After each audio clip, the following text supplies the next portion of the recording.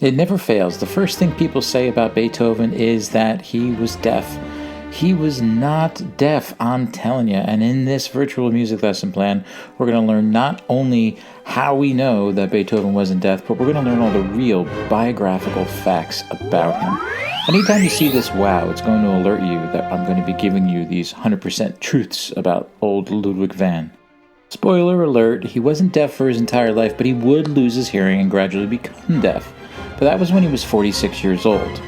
In the early 19th century, life expectancy was about 40 years, so by that standard, he would spend his last elderly years deaf. And when you think about it in context, it wasn't unheard of at the time, and perhaps history remembers him as being deaf because some of his greatest compositions were written in his last years. That's shocking.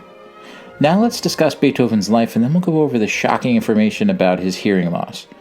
Ludwig van was born in 1770 in Bonn, Germany. He was a naturally talented pianist-composer.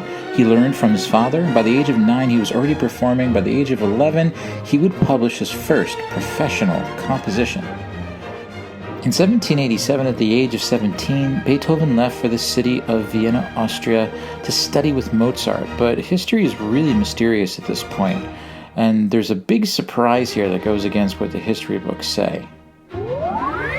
Beethoven did not study composition with Mozart. We don't actually know if he even met Mozart, let alone studied with him, and there's no record of it, which is really very strange. But we do know that Beethoven would return home to Germany upon the death of his mother in 1792, and then everything changed for good old Ludwig van. Beethoven immediately returned to Vienna and became the student of Joseph Haydn, and he would write 104 published compositions over the next 8 years. This culminated with his first symphony, performed on April 2nd in 1800. But what actually happened? Public musical concerts were extremely rare at this time, but this indeed was such an event. They were called benefit concerts, and one person would be responsible for everything. Beethoven was an entrepreneur. He himself was responsible for the booking, the arranging, copying of sheet music, hiring of musicians, the advertising, the ticket sales, every aspect of the music business. And this type of public concert would be approximately 3 to 4 hours long. In this first concert, he would direct 2 pieces of Haydn, a Mozart symphony, a solo piano piece by himself, a few other pieces that he wrote, and then it was the premiere for the big piece, the First Symphony. Much like we don't exactly know about Beethoven's experiences with Mozart, we're not exactly sure what happened in that concert except for only one single written review. The written review states this was truly the most interesting concert in a long time, and it went on to say that this new symphony from this new composer possessed considerable art. And for the time, these were really important compliments, and it would launch him into the spotlight of gaining patrons who would sponsor his compositions. He would compose 52 compositions in about 2 years, and that's really a lot. This was the time of the French Revolution, and Beethoven saw the rise of the great military strategist Napoleon Bonaparte as an inspiration. Beethoven would work tirelessly to compose a heroic Third Symphony that he planned to dedicate to him. But by 1803, Napoleon became less of a hero and more of a power-hungry dictator. He would begin a campaign to conquer neighboring countries in Europe. Beethoven was a political activist. Napoleon infuriated Beethoven, again like so many others in 1803, but by this point Beethoven's symphony was already in the process of being published. Believe it or not, Beethoven crossed out the dedication to Napoleon on the manuscripts. In its place he would write, "To the memory of a great man." But he kept the original title, Eroica. Over the next 4 years, a more romantic-sounding Beethoven would compose 31 pieces of music. At this point, Beethoven was 32 years old.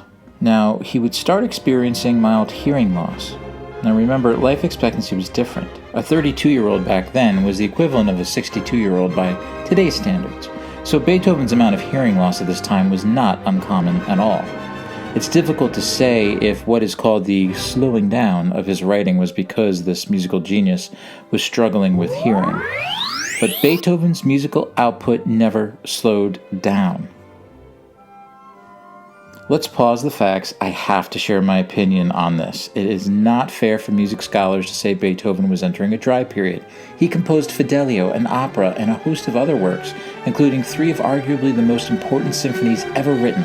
Imagine writing 31 books in 4 years. That's crazy. And consider that he was part of the pop culture at the time. Imagine the pressure. Phew, good timing, moment of zen. Beethoven was inspired by nature. He would take really long walks where he would listen for inspiration. And he would compose melodies based on the sounds of the birds and the rhythm of the wind and the trees. His 6th symphony, nicknamed the Pastoral Symphony, is audibly based on the sounds he was hearing. So no, he still wasn't deaf. Next, Beethoven always carried a journal. The sketchbooks of Beethoven, as they've come to be called, are a collection of many aspects of his life, not only music. Many of the journals have been torn apart by people over the centuries, wanting to own a piece of history. Piecing it together, we can see parts of his everyday routines, take note of his many friends and loves, and learn through thousands of pages of sheet music that he laboriously chronicled his work. This is a page of his manuscript from the 6th Symphony. It's at the British Library right now.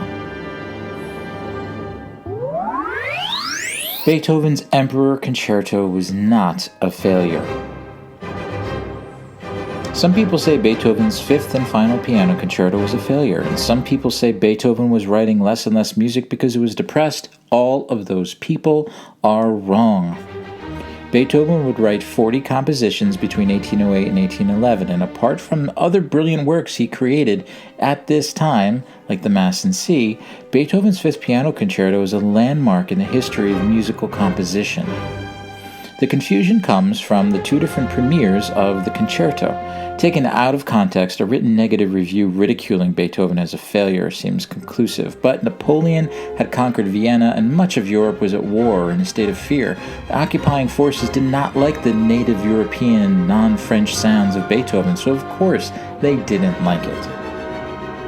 Also, don't forget that Beethoven composed these massive compositions during wartime, and to further repeat the fact that Beethoven could indeed hear, he would say that he wasn't sure if he or his hearing would survive the constant thunder of Napoleon's cannon fire. After Napoleon was captured, after failing to conquer Russia, life would return to normal and Beethoven would continue to be celebrated for his forward-thinking compositions. And unfortunately, his ability to hear would then slowly decline. Beethoven knew he would eventually lose his hearing.